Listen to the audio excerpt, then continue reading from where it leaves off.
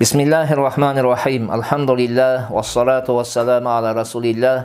Allahümme allimna ma yanfa'una ve anfa'na bima allamtana ve zidna ilmen nafi'an.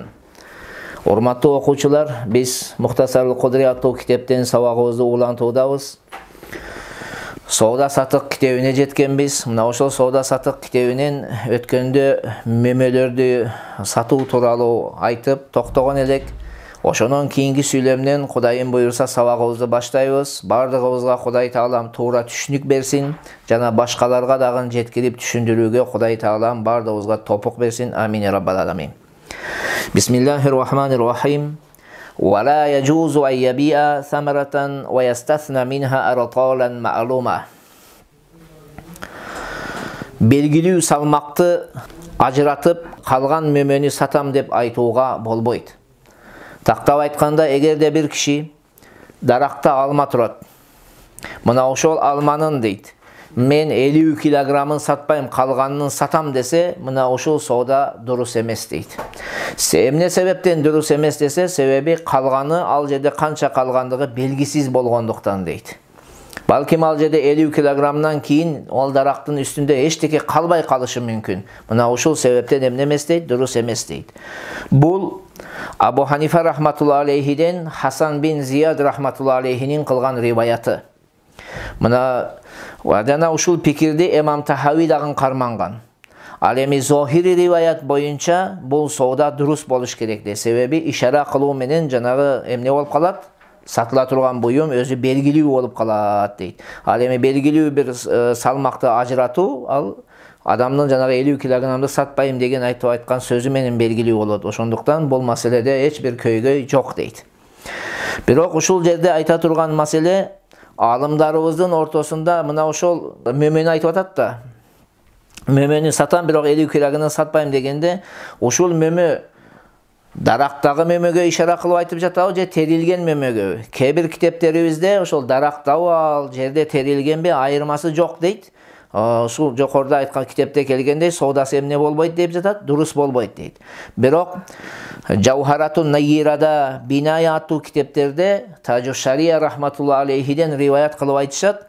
Бул ошол дурус болбогондугу. Эгерде эмнеде болсо дейт, даракта болсо дейт.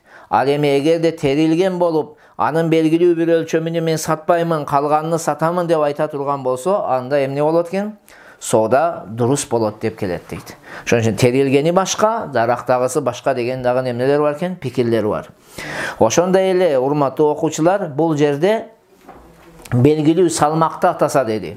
Ал эми эгерде салмакты атабай, мен ушул дарактагы алманы сатам, болгону 4/1 бөлүгүн сатпайм деди да. 4/1 бөлүгүдөн башкасын сатам деди. Же 3/1 бөлүгүдөн башкасын сатам десе дагы сауда эмне болот? Дурус болот. ويجوز بيع الحنطة في سنبلها والباقلا في قشرها. Бугдайды башы менен, же болсо машагы менен, же болсо хушасы менен сатууга, кышасы менен сатууга болот дейт. Сумбул деген сөз мен 2-3 түрдө айттым, себеби бул диалекке жараша ар бириңер колдонушуңуздар керек. Кээ бир жерлерде сумбул деп жанагы будайдын башын айтат. Кээ бирлерде машакты будайдын башы деп атайт.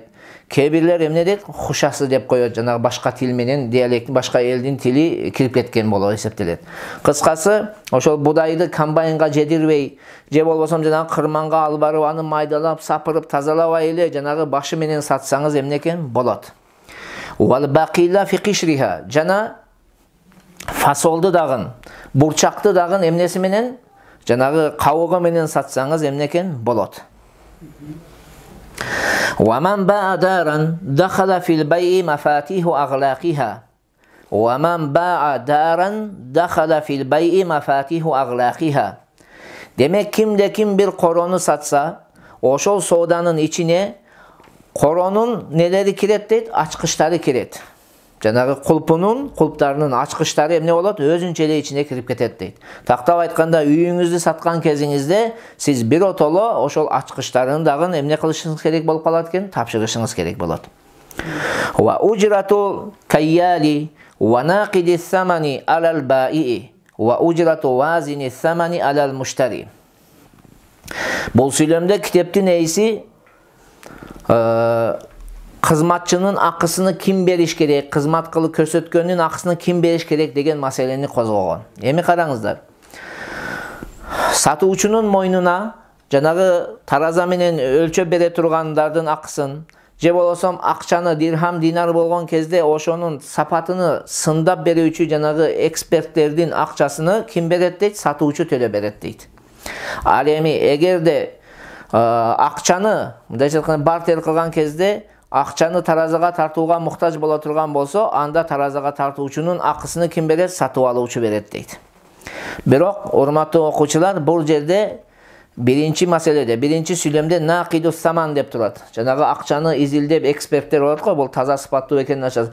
Ошонун акысыны баи берет деп турат. Негизинен бул маселеде талаш бар. Bir pikir mına ушул китебибизде келген pikir. Ал эми кээ бир алымдарыбыздын көз карашы боюнча бул маселе кимдин мойнуна милдет болот дейт? Сатып алуучунун мойнуна милдет болот. Сатып алуучу жанагы акчаны изилдейчүнүн, акча тууралуу эксперт болгон адамдын эмнесини бериш керек? Акысыны бериш керек дейт. Мына ушул сөзгө фатва берилген. Ушул сөздү көптөгөн алымдар тандашкан. Ошондуктан бул жерде бул кишинин пикири дагы башыбызга тажы, бирок башка дагы эмне бар экен? Пикир бар экен, ошол пикирге фатва берилген. Wa man ba'a sil'atan bi thamanin qila lil mushtari idfa'i thamana awwalan fa idza dafa'a qila lil ba'i sallimil mabi'a. Egerde bir adam bir buyumdu akça menen sattı. Barter emes, barter bolbodu. Emne oldu? Tavardı akçaga sattı. Misalıga men mına telefondu akça menen kimge sattım? Şeyh Hacı Murat'a sattım. Emi uşul yerde emne dep aytılат дейт. Qila lil mushtari idfa'i thamana awwalan. Satıp algan adamga, tактап aytkanга кардарга эмне кылат? Буйрат. Hacı Murat, siz birinci taksirим telefonun akçasını beriңиz. Emi bergen кезде andan keyin satuvчуга эмне деп айтылат? Sen sallimil mabi'a, tavardı жанагы сатып алуучунун кардардын колуна тапшырыңыз дейт. Бул бизде жанагы орустардын сөзү бар. Эмне деп коюшат? Сначала деньги, потом товар дейт. Биринчи акчаны бересиң, анан не болот? Сатып алган буюм болот деген. Мына ушул негиздейди. Бул маселе качан эгерде экөөнүн ортосунда кандайдыр бир пикир келишпестик жарала турган болсо, ал эми пикир келишпестик болбосо, бул сөздөрдү айтуунун эмнеси жок, кажети жок. Өздөрү эле берип ала беришет да. Wa man ba'a sil'atan bi sil'atin aw thamanan bi thamanin qila lahuma sallima ma'an. Demek kimde kim buyumdu buyumga satsa, tактап айтканда бартер кылса, же акчаны акчага сатса, анда өкө теңер берип бергиле деп айтылат. Бирдениге. Бул бериш керек, мунусу алыш керек. Биринчи мисал, буюмду буюмдак дегенде бартер. Бартер болгон кезде эгер жынсыга боло турган болсо, түр-түрү менен, мисалга атты атка алмаштыра турган болсоңуз, койду койго алмаштыра турган болсоңуз, анда экөө теңи колмо-кол берилип арылыш керек. Себеби эгерде бир жагы нак, экинчи жагы насыя боло турган болсо, эмне болуп калат? Сүткорлук болуп калат.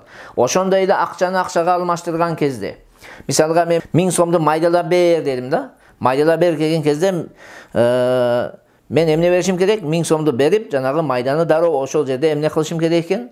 Алышым керек деген мааниде. Эгерде бир түр акча боло турган болсо, ошондой эреже менен эмне кылабыз? Алмаштырабыз. Эми бул тууралуу жанагы акчаны акчага алмаштыруу тууралуу кийинки сабактарда келет, ошол жерде дагы айтып өтөбүз. Кыскасы, бартер болгон кезде түр-түрүнө болсо эмне кылат экенбиз? Дароо бири-бирибизге берип алышыбыз керек. Акчаны акчага болгондо дароо бири-бирибизге берип алышыбыз керек экен. Бабу хияру шарт. Хияру шарт тууралуу бөлүм. Хияру шарт дегени бул сатуучу же кардар же өкө теңи соода келишимин түзүп жаткан кезде минтип шарт коюшат. Мен, мисалга сатуучу айтат да, мен мына ушул буюмду сизге сатам, болгону мага ушул сооданы жоя алуу үчүн кайра бузууга укук бересиз. 3 күн не бересиз? Мөөнөт бересиз. Мисалы ушул 3 күн ичинде мен кааласам эмне кыла алам? Бул сооданы буза алам дейт. Же сатып алуучу ушул сөздү айтат. Мен ушул буюмду сизден сатып алам, болгону мага сиз укук бересиз. 3 күн мен эмне кылам? Ушул 3 күн ичинде ушул сооданы жоюуга укук бересиз дейт. Деген шартты айтат. Негизинен бул хияру шарт, кыяс илимини алып карай турган болсоңуз дурус эмес. Себеби бул соода сатыгытын Соода келишиминин талабына каршы маселелерден. Соода келишими боюнча сен саттым дедиң, бүттү. Сен саттым, сатып алдым дедиң, бүттү. Анын мүлкүгө кетиш керек. Мындай кылууга уруксат эмес. Бирок бул жерде Сахих Бухари, Сахих Муслимде келген хадис менен өзүнчө бир далил менен эмне болгон? Истихсан далили болуп туруп, өзгөчө далил келип. Эмне кылынган? Ошол болбойттон болот деген темага өткөн. Өзгөчө кыястан күчтүү дагы эмне болуп келип жатат бул жерде? Далил келип жатат, истихсан деген. Мына ошондуктан бул кайра дурус болгон. Ал истихсан далили кайсыл десеңиз, Пайгамбарыбыз саллаллаху алейхи вассаламдын доорунда Хиббан бин Мункиз деген бир сахаба болгон. Мына ушул сахаба кичине жаракаттуу, башына жаракат алгандыктан соода сатык кылган кезде алданып калып жүргөн да. Ката кылып, туура эмес соода кылышып алып жүргөн. Ката болуп. Ана алданып калып жүргөн. Анан ошол кезде Пайгамбарыбыз саллаллаху алейхи вассалам келип арызданат. Мен ушундай болуп атам, кандай кылайын дегенде Пайгамбарыбыз саллаллаху алейхи вассалам бул кишиге жол көрсөтөт. Иза баяата факул ла хилаба. Сен эгерде бирөө менен соода келишимин түзсөң, сен ага айткын. Кыянат кылмай жок, алдамай жок.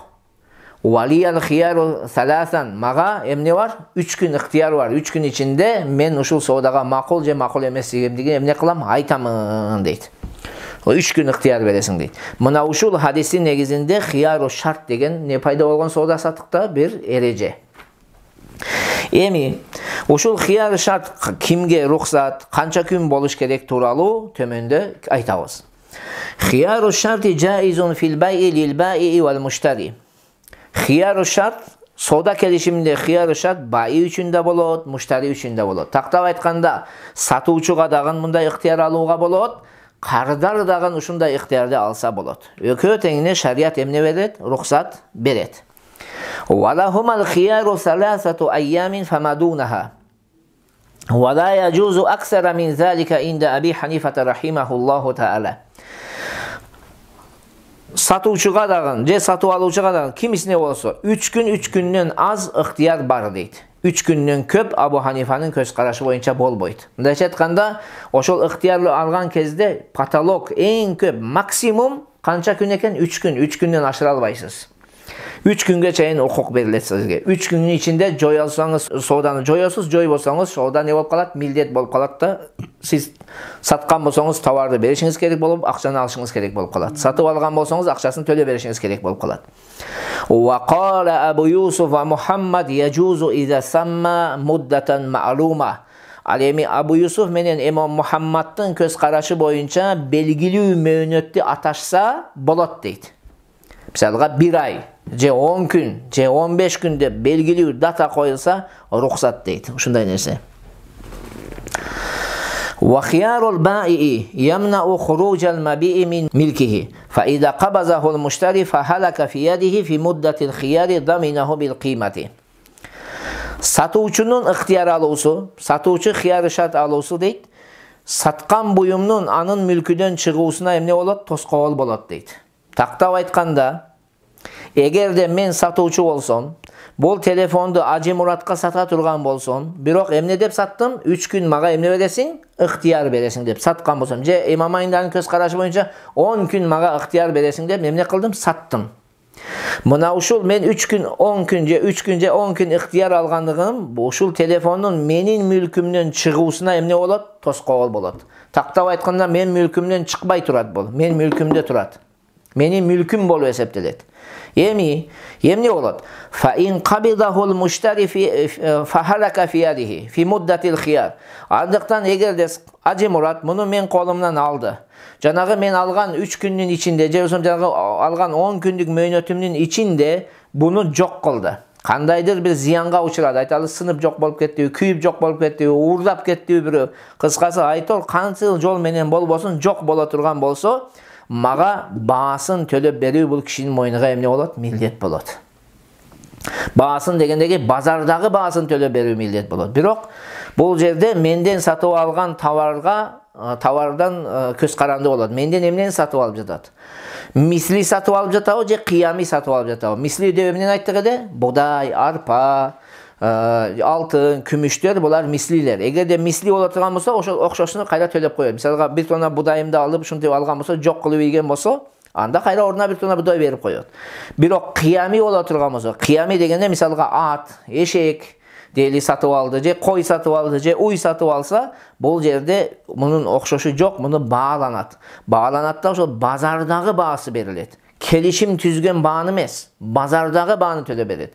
Адатта базардагы баадан келишим түзгөн баа эмне болот? Арзан болот. Мисалга мен телефон сатып ала турган болсом, базарга барсам 10 сом десем, мен не дейм? Таксир эми 9 сомго бериңизчи дейм. Анда 9 сомго сатып алам. Негизи өзү ценасы эмне деп турат базарда? 10 сом деп турат да. Бирок мен түшүрүп туруп алам. Бирок кайсы баа мен төлөткөнмүн мен азыр? Жанагы базардагы баасы мен төлөшүм керек болуп калат. وخيار المشتري لا يمنع خروج المبيع من ملك البائع إلا إذ أن المشتري لا يملكه عند أبي حنيفة وقال أبو يوسف ومحمد يملكه. Satı kardardın ihtiyar alıyorsa. Eğer de Acı Murat ihtiyar alsa ne olur dese, anda satılgan buyumnun menin mülkümden, satıcının mülkünden çıkığına ne olmaydı de toskolu bolmaydı deydi. Bolgonu Abu Hanifa'nın köz-karaşı boyunca satып алуучу ага эй чыкпай турат, ал эми эки имамдын көз карашы боюнча сатып алуучу ага эмне болот? Эй болот дейт. Эми караңыздар. Мынауга мен саттым, бирок сатып алуучу кардар ыктыяр алып жатат. Мага эмне бериңиз? 3 күн ыктыяр бериңиз деп. Бердим. Эми ушул эмне болот экен? Менин мүлкүмдөн чыгат, Абу Ханифанын көз карашы боюнча менин мүлкүмдөн чыгат, бирок кардардын мүлкүнө кирбей экөөнүн ортосунда туруп турат дейт. Жанагы 3 күн мөөнөт бүткөнгө чейин. Же 3 күн ичинде наразычылыгын билдирет, же ыраазычылыгын билдирет да эми бул киши. Эми ошо 3 күн ичинде турат. Бирок эки имамдын көз карашы боюнча менин мүлкүмдөн чыгып, дароо кимдин мүлкүнө кирет? Кардардын мүлкүнө кирет дейт. Бул айткан сөздөрдүн жыйынтыгы, бир маселенин жыйынтыгы бул эмне үчүн мындай чыгат, чыкпайт деген кээ бир мисалдарда өзүнө болот ачыкка чыгат. Мисалга айталы, Айдар шейхтин эмнеси бар? Бир махрам тууганы бар. Махрам тууганы. Мына ошол махрам тууганы айталы Алинин неси болот? Кулу. Анан Айдар шейх именно ошол махрам тууганын барды да Алиден эмне кылды? 3 күн ыктыяр менен сатып алды. Абу Ханифанын көз карашы боюнча жанагы махрам тууганы не болбойт? Азат болбойт. Мурунку сабактарда өткөнбүз, жанагы эгерде бир адам өзүнүн жакын тууганын сатып алса, ал не болуп кетет? Махрам туугансы азат болуп кетет деп. Эми ушул жерде Абу Ханифанын көз карашы боюнча азат болбойт. Бирок эки имамдын көз карашы боюнча мүлккө киргендиктен эмне болуп кетет? Айдардын тууганы азат болуп кетет. Бул бир мисал. Экинчи мисал. Айталы, Ажы Мураттын аялы бар. Ал аялы Айдардын күңү. Ажы Мураттын аялы Айдардын неси? Күңү. Мына ошол Ажы Мурат ошо өзүнүн аялыны Айдардан сатып алды. Бирок 3 күн мага ыктыяр бер деди. Абу эми караңыз, 3 күн ыктыяр бер деп алдым. Тигинин мүлкүнөн чыкты, бирок Ажы Мураттын мүлкүнө кире элек. Абу Ханифанын көз карашы боюнча. Ошондуктан мунун никеси бузулбай турат. Адатта кожоюн менен күңнүн ортосунда нике дурус эмес. Ошондуктан булардын никеси бар болуп туруп эсептелет. Бирок эки имамдын көз карашы боюнча Ажы Мураттын аялы өзүнүн аялын сатып алгандыктан дароо булардын никеси бузулуп кетет. Дароо бузулат. Себеби кожоюн менен күңнүн ортосунда нике мүмкүн эмес. Адам өзүнүн күңүнө не кыла албайт, үйлөнө албайт да. Fa in halaka fi yadihi halaka bis-samani. Андыктан эгерде муштаринин колунда жок боло турган болсо, анда акча менен келишилген баа менен жок болот. Жанакы мисалда эмне болот экен? Акчаны гана жана сатып алды да, сатып алгандан кийин муну колуна алды тиги муштари. Муштари колуна алдыбы? Кардар колуна алдыбы? Кардардын колунда жок болдубу? Эмнени төлөп берет экен? Келишилген бааны, саманды төлөп берет. Ва казалика индахала хайбон. Ошол сыяктуу эле эгерде бир жоюуга мүмкүн эмес болгон бир кемчилик пайда болду. Кардардын колунда кен кезде. Мисалга күңдү сатып алганда күңнүн колу бир себеп менен не болуп кетти? Кесилип жок болду. Эми ал кемчиликти кайра ордуна кайтарууга болобу? Болбойт. Ошондой кемчилик пайда боло турган болсо дагы муштари эмне кылып берет?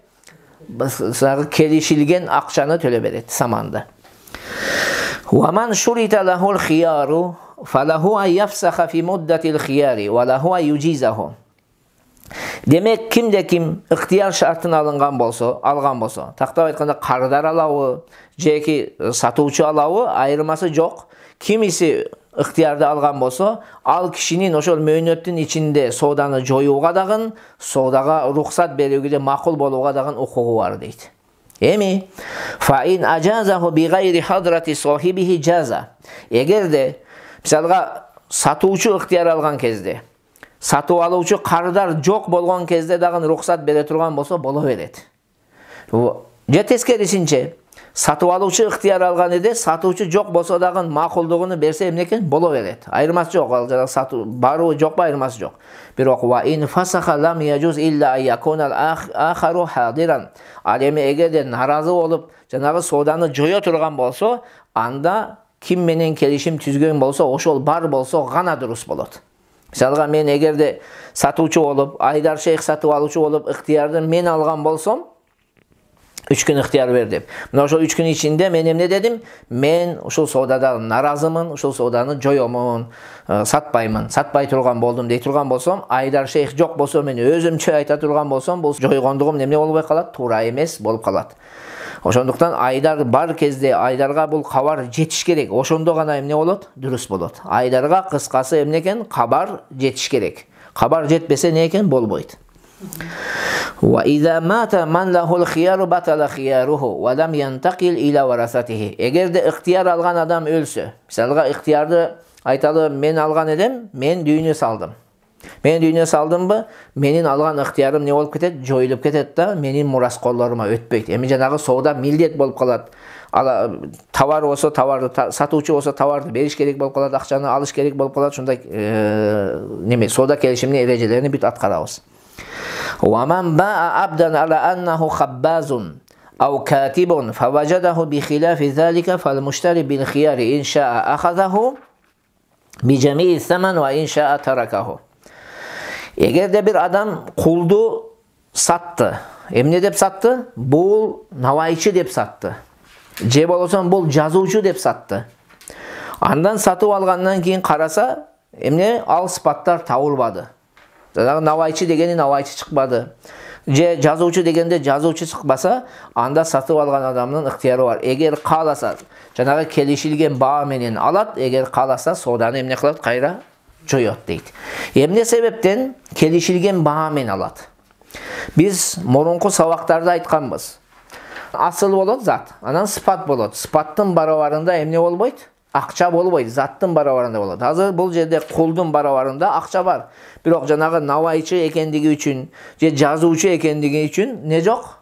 Кошумча сыпат үчүн акча болбойт. Ошол себептен кааласа ошол келишим түзүлгөн акча менен алат, кааласа эмне кылат? Жоёт. Мына ушул жерде токтотолу. Кудай таалам бардыгыбызга туура түшүнүк берсин. Ассаламу алейкум ва рахматуллахи ва баракатух.